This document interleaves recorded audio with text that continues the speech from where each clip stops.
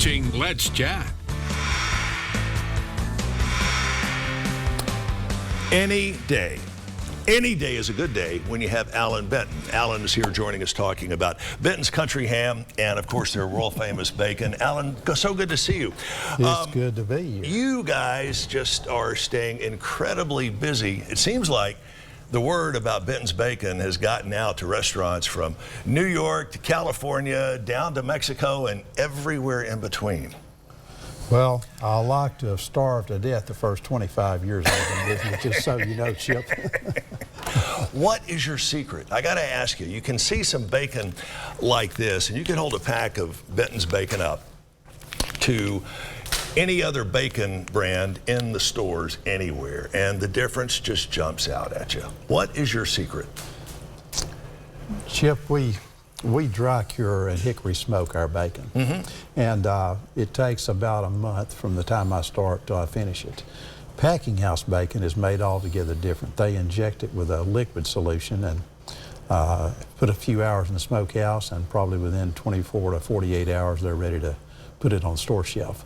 Ours is it's a shelf-stable product. I'm able to ship it all over the United States with no ice or packing, even in the middle of summer.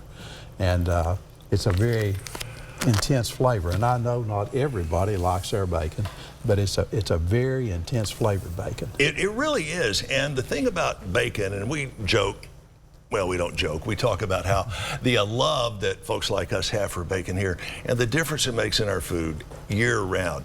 And I think it was on your last visit that you were telling me the simplicity behind the seasonings that you use on this. You don't put a whole bunch of stuff on the meat before it goes to the smokehouse. There's no nitrates, no nitrites, no words you can't pronounce. it's just salt and brown sugar. That's the only curing ingredients in this bacon. Salt and brown sugar. It's a very natural process. And so it's a little better for you since you're not ingesting all the chemicals that you do in a lot of the other store-bought bacon. Well, I prefer to keep it as simple as I can. I don't think it needs nitrites or nitrates or anything else.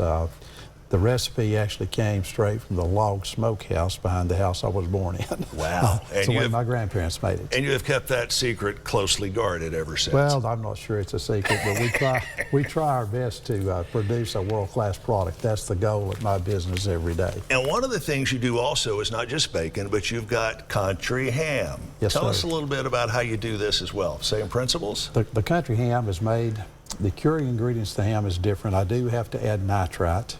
USDA requires a salt content of 10% unless you have nitrite in the product, which would make it too salty. Right. So, but we use salt, brown sugar, black and red pepper, and sodium nitrite in the curing formula. The ham you're holding there is our prosciutto style ham. Oh yeah. That's from an old breed of pig, old heritage breeds of pigs, which are raised on pasture with no antibiotics in the feed.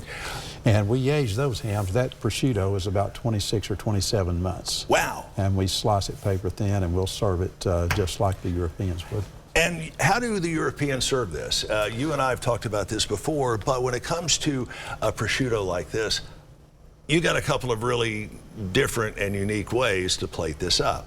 Well, two of my favorite, this is my favorite time of the year to use the prosciutto because homegrown cantaloupes are in season here in this part of the country. Right. Also, fresh figs are in season. Those are my two favorite ways to use it. You wrap a bite of that country ham around a fresh fig or a bite of good sweet ripe cantaloupe, and it's absolutely divine. After the last time you were here, I did go and get some cantaloupe, and then I couldn't find any figs, but I was really kind of amazed at the flavor profile that was generated by that. How did you stumble across that? Well, I have to tell you, a friend of mine has a fig tree in her backyard. She was kind enough to share fresh figs with me, and that's the first time I'd ever tried it around a fig. Right.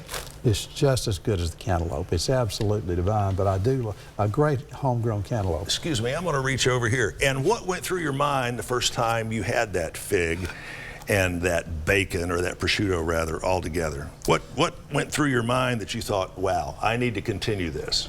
Well, I didn't know what prosciutto was for a long time in my business. I would have customers come in and they would European customers would say, this makes incredible Serrano, incredible prosciutto. Right.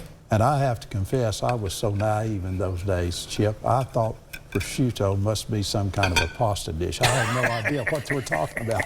But all my life, we would go out to the old country smokehouses and take a knife and shave off the bite of the cured ham and eat it, and didn't think anything about it. Well, I got to tell you, many of you know that I was out for a few days because I had something that required me to stay out of work, and just out of nowhere, I get a package in the mail from this guy and a couple of packs of bacon, and he said, hey, enjoy this with some good tomatoes and some good lettuce. Have a great BLT. And I had this epiphany that went off in my head. I went, this is the best idea I've heard in a month. So I did. So I took the liberty of getting a couple of the ingredients together for a good old BLT. Here we have the lettuce, obviously, and we're going to do just one big slice of tomato here. And you dress it up with the bacon. All right, this bacon, I'm going to tear it in half so it'll fit your sandwich better. All right, and we're running out of time, so we don't have to be delicate about it, besides just bacon. How many slices make the perfect BLT? I like about 3 pieces on there personally. Yeah, I would have to agree with you. And this, it'll fill your appetite, it'll make you feel better about yourself, and make you feel better about just about everything. Check out their website. They're up in Madisonville, Tennessee. It's BentonsCountryHams2.com. BentonsCountryHams2.com. Alan, thank you so much. Thank you for having me. We'll see you back in a minute.